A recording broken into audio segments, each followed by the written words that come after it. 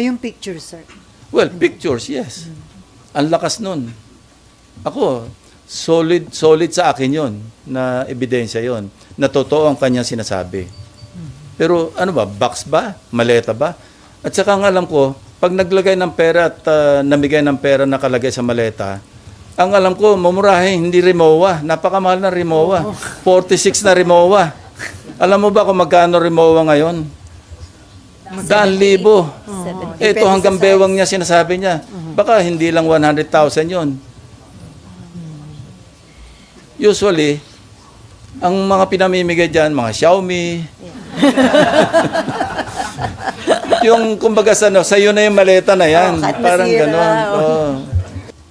So, hindi ko sinasabing hindi totoo yung sinasabi ni Gutesa sa kanyang affidavit o sa kanyang pagsasalaysay sa Blue Ribbon Committee. Pero hindi ko rin sinasabi na solid yung kanyang credibility.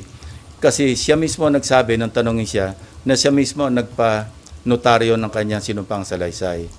So, alin dyan ang totoo, alin ang hindi. Hindi na natin alam. And doon din, pag hinimay natin yung kanyang statement, minsan box, minsan maleta, no? Tapos parang hindi kakasya doon sa sinabi niyang isa o dalawang vans, yung iba SUV, hindi kakasya yung 46 na maleta, parang hindi kakasya doon. So these are, if we examine the testimony o yung kanyang yung as narrated,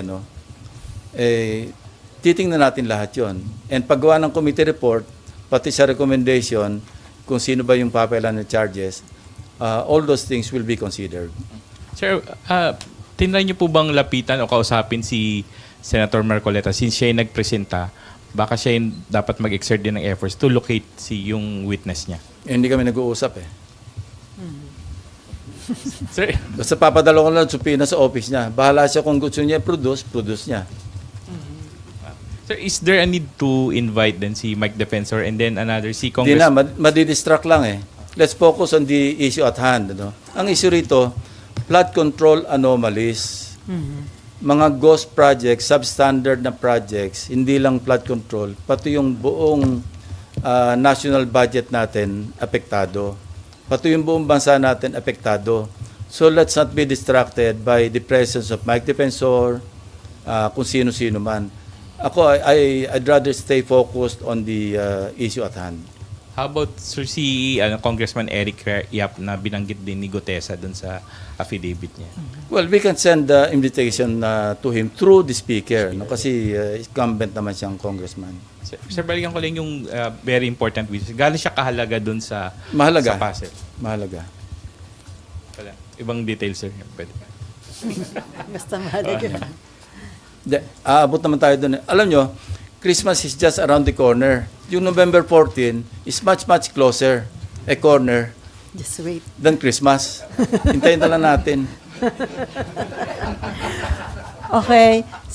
Sino ba? Camille, Raymond, Nympha, and then Mav.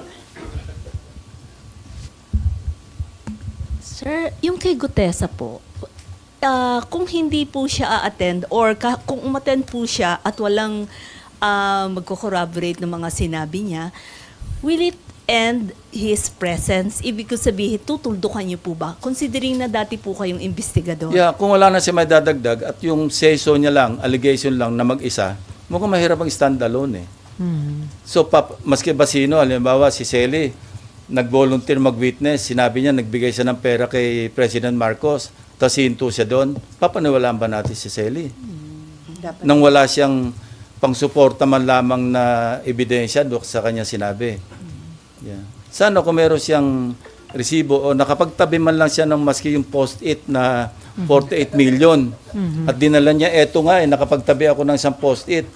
No? Na mukhang post-it talaga nung araw, hindi yung ginawa lang ngayon.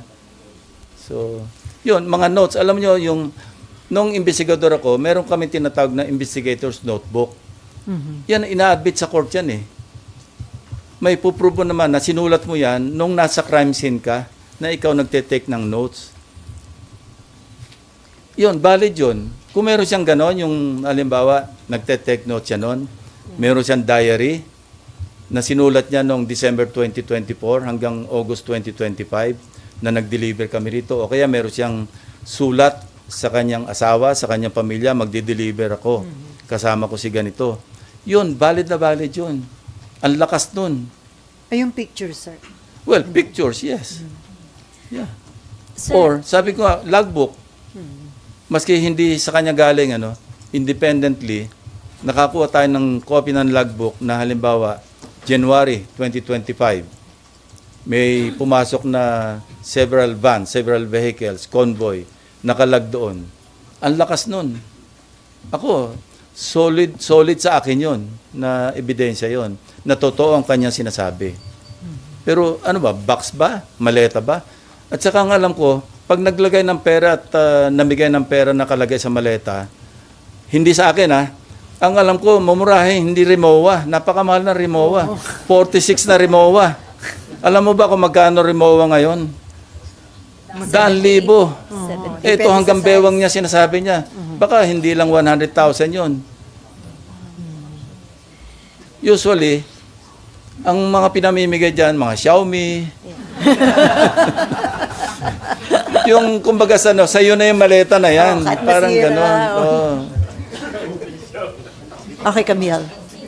Follow up, Maya. Baka magalit sa atin yung Chinese yan.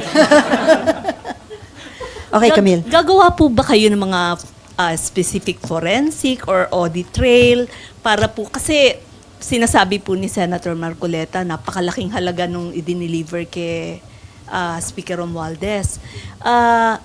Since dati po kayong investigador, sir, sa PNP. Trabaho ng AMLAC. So, I think matitrace nila yan ma-establish. if they can still backtrack yung large withdrawals. Yeah. Say, from what? Kung sino yung contractor. Alam naman natin na nag-withdraw sila. Katunayan, frozen na nga yung accounts ng iba, hindi ba? And mind you, yung 5.2 billion pesos is just trickle in the bucket compared do sa mga nakikita nating billion-billion na nagche-change hands pagkakatapos sa isang proyekto. I think AMLAC is on its way to further looking at yung tinatawag na web of accounts.